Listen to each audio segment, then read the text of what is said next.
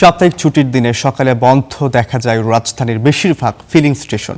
দেরি হলেও জ্বালানি পাওয়ার আশায় পাম্পের সামনে দেখা যায় যানবাহনের দীর্ঘ সারি। এ নিয়ে আরও জানাতে রাজধানীর তেজগাঁও থেকে যুক্ত হচ্ছেন সহকর্মী ফাহিম ইউসুফ।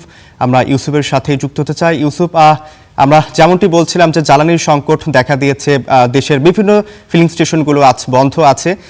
কেমন দেখছেন জ্বালানি স্টেশনগুলোর অবস্থা? সেখানে এই সংকট থেকে সমাধানের কোনো সুরাহা আপনি দেখতে পাচ্ছেন কিনা? গত কয়েকদিনের তুলনায় আজকের চিত্রটা কিন্তু অনেকটাই ভিন্ন। জ্বালানির ক্ষেত্রে আমরা গত কয়েকদিন যে চিত্র দেখতে পেয়েছি রাজধানীর বিভিন্ন এলাকায়, আজকের চিত্রটা কিন্তু অনেকটাই ভিন্ন।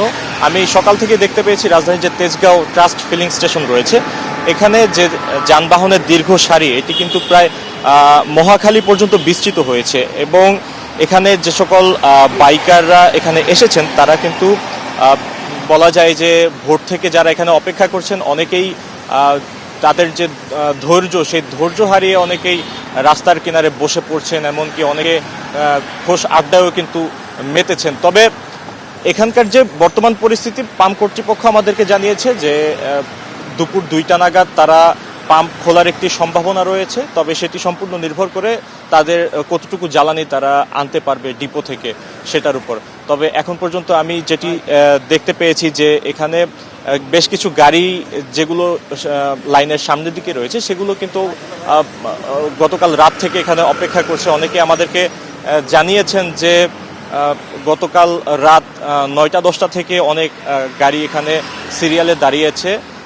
তাদের মতে রাজধানীর অন্যান্য অনেক পাম্প তারা ঘুরে এসেছেন এবং সেখানে জ্বালানি না পেয়ে সবশেষ এই ট্রাস্ট ফিলিং স্টেশনের সিরিয়ালে এসে তারা দাঁড়িয়েছেন। কারণ তাদের ভাষ্যমতে যে অন্যান্য ফিলিং স্টেশনে যে যতটুকু জ্বালানি দেয়া হয় তার থেকে প্রয়োজন মতো তারা যতটুকু চান সে জ্বালানি এখানে পান দেখি তারা এখানে এসেছেন। তবে আমরা অন্যান্য বেশ কয়েকটি ফিলিং স্টেশন সকালে দেখেছি যেগুলো যথারীতি বন্ধ হয়েছিল এবং তাদেরও একই ভাষ্য যে তারা যতক্ষণ না পর্যন্ত তাদের পর্যাপ্ত জ্বালানি তারা মজুত করতে পারছেন ততক্ষণ পর্যন্ত তারা কিন্তু জ্বালানি দেয়া বন্ধই রাখবেন। এবং গতকাল আমরা জানিয়েছিলাম যে বেশ কিছু জায়গায় 3 দিনের যে ছুটি, শনিবার পর্যন্ত কোনো রকম জ্বালানি যেহেতু ডিপো থেকে তারা আনতে পারবেন না, সেজন্য অনেকেই কিন্তু গতকালই বড় একটি মজুত করেছে। তবে সেটি যেহেতু চাহিদার তুলনায় এক ধরনের সরবরাহ কম, চাহিদা অতিরিক্ত থাকায় কিন্তু এই যে জ্বালানি যতটুকুই আনছেন তারা পাম্প কর্তৃপক্ষ, তারা কিন্তু সেটি গ্রাহকদের চাহিদা অনুযায়ী দিতে পারছেন না। শেষ পর্যন্ত বেশ কিছু গ্রাহক কিন্তু নিরাশ হয়ে বাড়ি ফিরছেন এবং অনেকেই কিন্তু রাস্তায় তাদের নিজের যে গাড়ি সেটি বন্ধ হয়ে তারা কিন্তু তাদের যে দৈনন্দিন যে কার্যক্রম সেটি কিন্তু তাদের ব্যাহত হচ্ছে।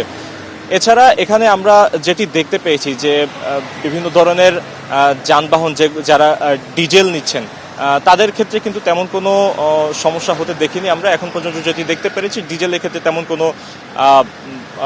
তেমন কোনো সমস্যা আমরা দেখতে পাইনি। চাহিদা অনুযায়ী সে তার সরবরাহ ঠিক থাকায় সেটি কিন্তু যে সকল গাড়ির প্রয়োজন তারা কিন্তু ঠিকমতো নিতেই পারছেন। তবে অকটেনের যেই এক ধরনের সংকট সেটি কিন্তু অনেকটাই বলা যায় যে সরবরাহ যতটা বাড়বে সরবরাহের উপর অনেকটাই কিন্তু নির্ভর করছে যে সামনের দিনের অবস্থাটা কি হবে। তবে গ্রাহকদের মাঝে কিন্তু এখনই অনেকটা ক্ষোভ এবং ভোগান্তির যে ছাপ সেটি কিন্তু অনেকটাই স্পষ্ট হয়ে উঠছে। এই ছিল আমার কাছে জ্বালানি নিয়ে সর্বশেষ। ফাহিম, আপনাকে ধন্যবাদ। পরবর্তী সময় আমরা আপনার সাথে আবারও যুক্ত হব।